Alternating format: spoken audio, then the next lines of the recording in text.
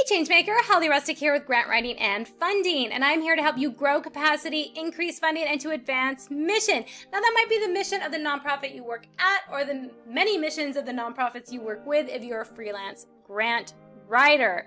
All right, guys, so we are totally getting into it today. We're getting into the why, the what, and the how of actually making money from products for your nonprofit. So we're not talking grants today. Well, maybe a second of grants, but we're really looking at other ways of bringing in income for your nonprofit. Why is this important? Well, it's important because your nonprofit needs a diversity of funding to actually be healthy. All right, if you just have 100% from grants, then, grants are limited in duration, they're limited in your scope of your budget. You also need to bring in other operational monies to come in the door. You need things to cover when the grants aren't funded, right? You need things to cover when the grants end, all of that kind of stuff. So you need to actually develop other ways of getting money in for your nonprofit. So we're talking about products today. A couple of weeks ago, so definitely check out grantwritingandfunding.com/90 to get the free downloadable so you can see the 8 powerful ways of getting money for your nonprofit. And I have all of these different ways. Last week we talked about services. So how you can offer services from your nonprofit at a fee, right? So you can get money in the door from services. This week we're talking about products. So there is a difference. I love products. Services is usually time for money, right? So if there's very limited number of people in your nonprofit or that are supporting this, it's a limitation on the money that you can get in the door. Whereas products can be passive. I love passive income. That means you make money while you sleep. And this can definitely happen. We're going to look at some examples today so you can see how this can happen. But first, let's go ahead and talk about the why. Right? Why would people buy products from your nonprofit? You're like, that's not our expertise, Holly, right? We aren't out there like creating and marketing and blah, blah, blah. Well, you should be, okay? So because people are out there and they want to support you. Consumers are out there. So maybe they just don't want to donate to you, but when they're shopping, they're being very, very conscious of how they're shopping. They actually want to spend money, right, on things that they need or they want, but they also want it to do good while they spend their money. So they want their dollars to be a voice. All right, so how is that going to work? Well, it happens all the time. People really, really, really do want this. So I want you to have this in your mind when you're out there going, but Holly, why would we create a t-shirt when, there's like thousands of people like selling t-shirts? Nobody's going to buy our t-shirt. Well, they are if you have a compelling story. If you have a trendy logo, right? If you have something that really resonates with the value of a consumer, they will spend money on your t-shirt versus your neighbor's t-shirt because they want to support you. The other thing I want you to understand is they want your brand. All right. They want your brand awareness, and all of a sudden, this is an amazing thing. You're making money while you're also creating awareness of your brand. So if I think you have a great nonprofit and I want to buy your t-shirt because it has your logo on it, all right, so here's the thing. Now I have your logo on, I'm wearing the t-shirt. I bought it, right? I spent the money, you get the proceeds. And now I want people to know that I support you.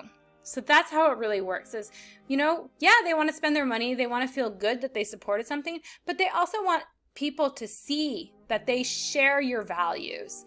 They want these kind of products then to be conversation starters. So we'll go into that a little bit more today, but it's just really important that you understand that people do want to hear they need to know your story so they can share it. They can just love it, and then they share it word of mouth. They also share it with the products that they're wearing or that they're holding or whatnot, however you're selling your products. All right, so that is the why. Now, what about the what? All right, what are you going to sell? The what? Backpacks, even fanny packs. Yes, fanny packs are making a comeback, but they're coming back on the front, right? Fanny packs are amazing, actually. It's funny because my mom's been she wears a fanny pack. She's been wearing it for years. She loves it. I remember it used to not be the in thing, and I'd be like, Mom, you're wearing a fanny pack. And now I'm like, oh my gosh, where'd you get your new fanny pack? I want one too. They're amazing, right? People don't always necessarily want to hold things. They want to wear things that can hold their phone and their money and that sort of thing, right? So those are some great items that you can either order and you can just put your logo on it and then order it and you can sell them. It's really, really that easy. You can even sell it online so you can make money while you sleep. Business card holders. All right, so this might be a little old school because people are using their phones now and they have the app where they can just take a picture of the business card, but a lot of people still are passing out their business cards. So people do need a place to put them because man, oh man, do those things get lost.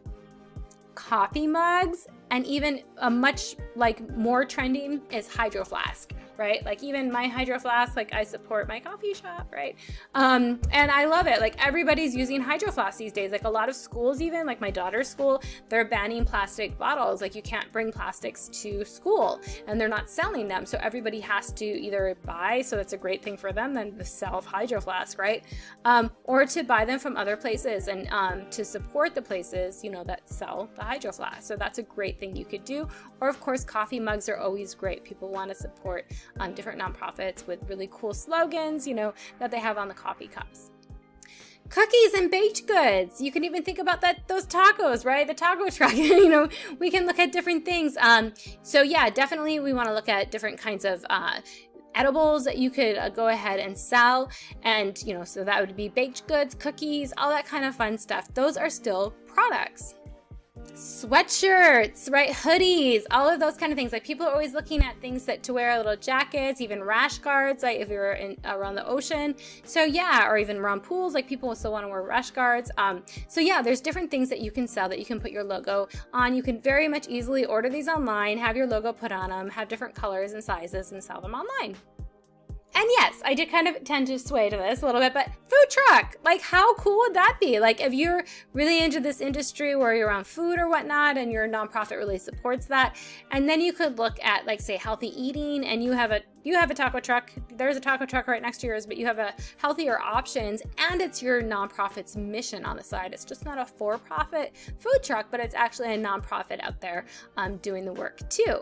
So as a consumer, you can see they would be like, okay, there's a taco there, but here's a taco here and it has a story. I know some of my money's going to go towards some good. So they're probably going to be more, probable to come over and buy your taco. Hats and caps, right? So even beanies, like people want to keep their heads warm or they're having a bad hair day. So it's a great thing to have hats and you can easily, once again, put your slogan, put your logo on there and have it really, really fun. Jewelry. Now we heard about this a little bit on a few episodes ago with Alexis Cook, and she has Unlocked, right? And they do a lot with jewelry, and they employ homeless people who actually, they're the makers and they make the jewelry. Really, really cool. But your nonprofit can definitely sell jewelry, even if it's not just your logo, but maybe it's something your nonprofit exemplifies. Like for instance, I work with a Micronesian Conservation Coalition, and one of their products is a manta ray necklace, and they also have a turtle. The necklace, they have all these different necklaces with these different animals because they are a conservation group and they do a lot of scientific research with these different marine animals. All right, here's one for you, luggage tags. All right, so there's some low-hanging fruit. It doesn't cost a lot to make these, but it could really showcase your nonprofit. Everybody's traveling these days, and a lot of these suitcases look the same. So people want luggage tags, right? Even one of the girls I know, she has a company called Blue Latitude, and she's into slow fashion, and she does a lot of hers with leather that she actually pounds and makes, like all these designs. Very, very cool. But yeah, she does different leather luggage tags, and it really, even though her logo is just tiny on there and it's like imprinted, but it's really about the whole process of what that actual luggage tag is made out of and how it's made that has a statement. Notebooks. All right, so you could have different notebooks, like people, a lot of the students, they need notebooks to use, even book covers, that sort of thing that could have your logo, it could have your slogans, all that kind of fun stuff. All right, here's one I love. Phone covers. Everybody has their phones everywhere, always next to them, right? And hopefully they're turned upside down while they're in meetings or that sort of thing, so they're just not looking at the front. But you could have your logo on both sides really on a phone cover. So that is a great one that people are always looking at. Purses. Now you could be really, really creative in how you do your purses. Like some nonprofits, they actually make their purses out of recyclable materials because that's their kind of, they're a conservation nonprofit. So there's different ways that you could really sell that. You could even have Blue Latitude. They do slow fashion leather, right? So they do leather for and it's all handmade. So there's different ways as far as like how you really want to present your nonprofit and your ethos and your culture. Stuffed animals and plushies. All right, so it doesn't have to always be catered to adults. Kids love stuff too, and kids, you want to be able to give them a voice too for their purchasing decisions, right? I know a lot of times, like my daughter and I were talking, we're like, okay, so it'd be nice to have like this kind of car, right? But would you, there's also like Prius, there's smart cars, there's electric cars, so there's other kinds of purchasing decisions to be made. Now, this one car, this Lexus might look all shiny and nice, but what's really the ethos behind it? Like, what are we really doing to our planet? And what do you think a better purchasing decision would be? And even my 8-year-old's like, oh no, we need the environmentally friendly car.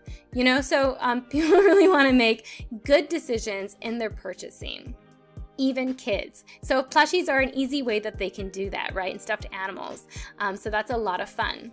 Tote bags. All right, so a lot of states now, they're banned plastic bags, and people are needing more tote bags. They're needing more reusable bags that they can use because they forgot them in the car, they forgot them wherever, right? And they want to be able to have something that really has some kind of mission on it that they feel passionate about. So these are great ways that you can do that. Of course, t-shirts, right? T-shirts are always a great way because people love wearing t-shirts, right? So it's a great way to get your message out there. And wallets. All right, wallets are a lot of fun too because everybody has a wallet, right? Like women have purse, right? But everybody has a wallet, men and women put their money in, put their keepsakes in, right? So they want to have that. So a really cool example is Green Banana Paper, which is it's actually a for-profit corporate social responsibility company on the island of Coast Rye. My friend Matt Simpson runs it. I've met him through the last couple of years. He's amazing. But what they do is they take the banana leaves that would just be shucked and disregarded, right? They've actually created a whole company using the banana leaves to make paper, and they make different fabrics, and it's a really strong fabric. Actually, the fiber is absolutely amazing, and it's completely biodegradable.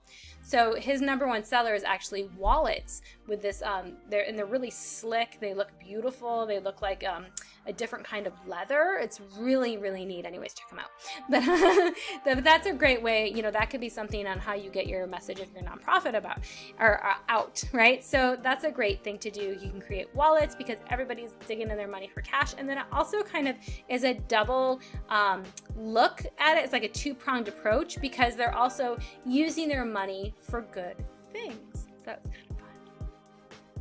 All right, so now that you know some ideas on the what, so those are just some ideas to get you started. Now you're saying the how. Okay, I know why people are going to buy my product. Now I have some ideas of what I can make. But now, how do I do it? Well, the first thing you want to do is start small. All right, so you don't want to just go out and say, I'm buying the food truck right out of the gate. I've never even made a taco, or I've never made any cookies, or whatever you're going to sell at that food truck, right? First, actually start sampling things, like actually start making little items, seeing what recipes work, what don't. And even I'm not just saying just recipes and food, but what t-shirt colors people like, what branding they like, what are the slogans they like on there. Start small with getting some different, get feedback, right, as you go through this. And the second part of that, which ties into starting small, is to do your surveys. So you can definitely, even on Facebook, in a Facebook group, you could start putting different pictures and say, pick your favorite one, all those kind of things, right? But you really want to test the market and see what works before you invest a lot of money into it, right? You want to know that it's actually going to sell. So, and please do this. Don't just think, yeah, but Holly, I know. I'm a consumer and I would buy this. Really, that might not work, because what I've thought, what so many people have thought in the past when they're creating products is, oh yeah, this is going to work for sure. And then really your consumers actually like something a little bit different. And that's why you need to test the market. And it's kind of like social media, right? You might have put a lot of time and effort into the social media post that you think is going to do amazing, it's going to go viral, and it doesn't. It just stays stagnant. And then you just throw something up there that you took at the last minute, and that one gets like tons of likes. So you really got to kind of test the market, right, on this. Do it. Absolutely. All right, so now that you've tested the market, you know, okay, this is the taco that's gonna sell. Like, it's amazing, and this is the price it's gonna sell at, and this is the size it's gonna be. I know all my details, Holly. All right, how do you get the startup capital? So you don't have money to bankroll this. You're a nonprofit, right? So how do you get the startup capital? Well, here are several different ideas. The first one is pre-sell. All right, so you can go ahead and you can use your consumers, actually the people that said, yeah, I would buy that taco, would love it, right? So go ahead and have them start ordering. Maybe you need to buy that food truck, so you need a lot of pre-sales, like it's gonna be pretty serious. So you can go to a corporation and say, you know, could you do some catering? Can you go ahead and put some contracts in the beginning so we can get the money up front? That sort of thing. But you might also tie in something like a huge purchase like that with some of the other ideas we're going to get to in a minute. But for ordering like caps or t-shirts or those kind of things, those are really simple to do through pre-sales, because then you know people actually have the money out of the wallet and they've actually invested. They didn't just say, because the people who say they're going to do it and the people who actually take their money out, it's a little bit of a different conversion rate. So don't feel disheartened when a lot of people said, oh yeah, I'll do it, I'd buy one of those, and then they don't. You want to trust the cash, all right? Really trust the cash. So pre-selling is really good, because you might have thought, oh, this is going to do great, but then you only have 5 people buy it out of like thousands of people that, you know, that you've gone to. So that really shows you, you know, I got something off here. Either my proposition is wrong, I'm not really communicating my story, I'm not communicating the value that they're gonna get, or they just, you know, the price is off possibly, or they just don't like the product. So you have to kind of go back to the drawing board. And then you could just reimburse those 5 people instead of having ordered this thing that's not even gonna sell. So pre-sales are really good because they show you a few different things, and they give you the money to cash roll the item and give you the startup capital. Number 2, corporate investors. So you do need that big food truck. You are going to need more money than you can just pre-sell. So then you go to the corporate investors and you say, hey, you know, would you, they can donate the funds directly to you, so you don't have to pay them back. And what you could say is, we'll put your logo on the food truck too, or, you know, this nonprofit presented by, and then their company name. So that could be a part of it. Or maybe they become a partial investor into this kind of, you know, product that you have as well. So there's a couple of different ways that you can do that with corporate investors. Number 3, small business administration. Yes, the small business administration is in every state and even the territories. You can go, there's usually branches in your city, so it's a small business administration or the small business development center. And they have some really great resources, a lot of them free. They even can help you start a business plan, sometimes free, sometimes not free, but sometimes at a very cost-effective value. And they can also show you some great resources as far as grants that are available that might be suited to your product, or loans, so very low interest loans that you might be able to get. So the small business administration.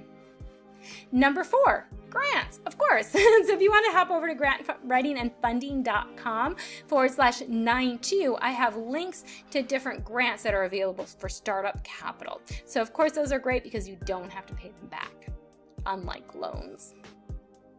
And number 5, crowdfunding. Crowdfunding is another way that you can pre-sell, but it's done all digitally, so all online. So that is a great way. You can go to Fundly. You can also go to Indiegogo is a great one that works with nonprofits, but I definitely recommend that you go to a crowdfunding online platform that caters to nonprofits, and you don't just sign up as a regular for-profit, because if you are a nonprofit, don't sign up for a regular for-profit, because they will charge you a higher transaction rate. So they will charge a lower transaction rate to nonprofit. So do go to one that has a very nonprofit-friendly atmosphere. All right, guys, so that's what I have for you today. That's the why, the what, and the how you can actually create products for your nonprofit and actually have a healthy fiscal revenue stream. All right, please do make sure you subscribe to our YouTube channel. Next week, we have Mr. Rodney Walker coming on the show. He is absolutely amazing. You guys are going to love him, especially if you're a freelance writer. He's going to talk about all about his story behind starting a freelance grant writing company, how he's been able to build it up, what lessons he's learned. He's absolutely fabulous. You're not going to want to miss it. So please do subscribe and do get our freebie for getting 8 powerful ways to earn money for your nonprofit. If you have any questions, don't hesitate in reaching out to me. Holly at grantwritingandfunding.com. All right, I'll see you next week. Bye-bye.